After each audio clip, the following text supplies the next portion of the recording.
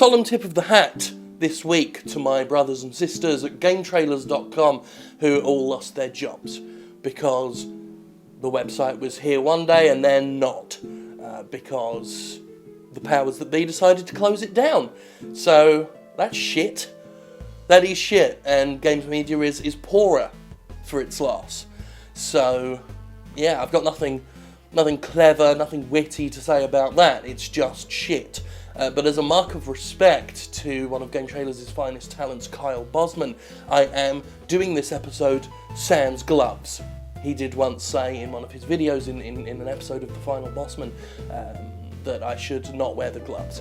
And it's a big risk. I could destroy most of the South of America with the gloves off, because these are the mighty hands of a golden warrior, God's appointed chosen, if you believe what some people on the internet say, not me. But for Kyle, that is the risk I take, that is the tribute that I will make. It's a small token, but considering that most of North America could be a smoking crater if I so much as snap my fingers in the wrong way, I think it's a fitting tribute indeed. You guys will be alright, you'll be good, you'll be fine. If you survive the handpocalypse, that is. So there's this game on Steam Early Access right now. It's called Cat Simulator. It's sitting at mostly positive reviews and it got greenlit by popular demand. Sounds great. The title makes it seem cynical as fuck, but whatever. It's always nice to see a game doing so well. It must be really good. Oh. Despite being an absolute shit game that is inexplicably and suspiciously getting positive reviews, Cat Simulator and its developer, Cat Studio, have a long and shady history that was uncovered after the developer accused Yours Truly of defamation, prompting me to investigate the game further and discover that whatever accusations they may have been upset about me making, the truth of the matter was far more defaming than any false information. Cat Simulator hit greenlight sometime in 2014 when Cat Studio was known as Game Team Studio. Under this name, they had a Kickstarter for the project launched in June 2014, which was cancelled after failing to meet its $20,000 goal by a huge margin. The studio tried crowdfunding again in April of 2015, reducing the goal to $10,000 but cancelling after getting even less money. Despite 2 cancellations, the studio returned with Project Cat, a seemingly different game that nonetheless earned less interest than the previous attempt. True to its history, Cat Studio actually needed to hit greenlight more than once before being noticed. Regardless, thanks to kittens and memes being highly effective ways of getting noticed on greenlight more like meme-light, Cat Simulator was greenlit even though the trailer showed nothing but stock assets of pre-built cats that the developer didn't make. It didn't hurt that the game was tagged free to play. Please remember that bit, it's important for later. Toward the end of 2015, a game called Project Cat hit Steam Early Access and it was fucking shit. Mostly consisting of rip-offs of other games, some glorified wallpaper, and a first-person mode that was basically a stripped-down and vapid version of Cat Lateral Damage, it was a total embarrassment of a game. Then, on February 12th, 2016, a new game appeared, Cat Simulator. It seemed to consist of nothing but the first-person mode from Project Cat, albeit with missing HUD elements and a disgusting amount of black splotchy artifacting in the skybox. Due to the prevalence of asset flips on Steam, I assumed the 2 games were totally different. There was certainly nothing on Cat Simulator's Steam store page indicating otherwise at the time of its initial launch, and even now there's only an update post in the news section connecting the 2 games. In any case, I told Cat Simulator off for being a lazy asset flip from a developer that had put in even less effort than the Project Cat people. Cue the aforementioned accusation of defamation from Cat Studio, who informed me Project Cats and Cat Simulator were made by one and the same team, and cue me wondering what the fuck Cat Studio has been doing for months, if the best they've got between now and April 2014 is this one tiny map of an interior without a ceiling where you fall through the fucking floor like a total amateur hour school project. Fact is, Cat Studio's done basically fuck all since April 2014. It later turned out that despite the studio's umbrage, Cat Simulator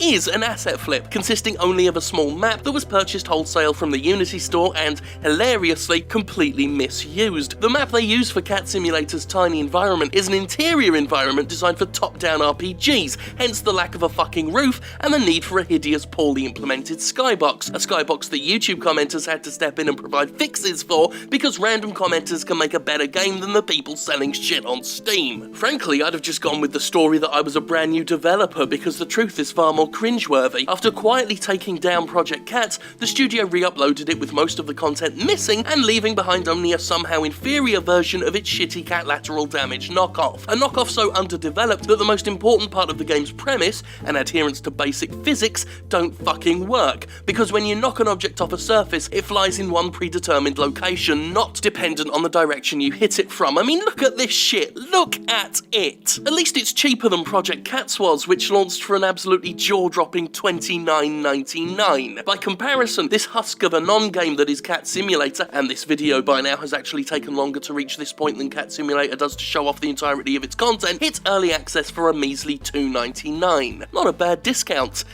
Until you remember the very reason this game is even on Steam is because of a Greenlight page that tagged it as a fucking free-to-play game. As always, these Steam stories are less about the individual games themselves than the overall collage of fetid urine that makes up Steam's content output and total lack of quality control. Here we have a game that got greenlit through blatant misrepresentation, able to provide no in-game footage before it reached early access, was able to charge money despite being tagged as a free-to-play game, and can disappear and re-upload at will for any reason, all with no oversight, just Valve's usual shrugging of shoulders and caveat emptor, which doesn't do anything to help the continued poisoned reputation of early access, the genuinely good games that get buried under all this steaming trash, or the continued idea that Steam itself isn't so much a storefront anymore as a yard sale in a yard made of shit and pig carcasses. As for Cat Studio, I do hope you like my more in-depth and factual look at your work and you find that a lot more useful. Oh, and maybe next time, don't release a game so incompetent that my YouTube comment section designs a better game in a few minutes. Bugs.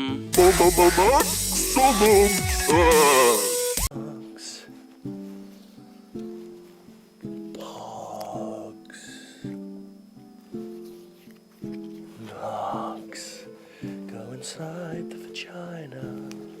Go inside the vagina. Point of today's episode is I'm a professional, and don't accuse me of being otherwise. Okay? Thank God for me.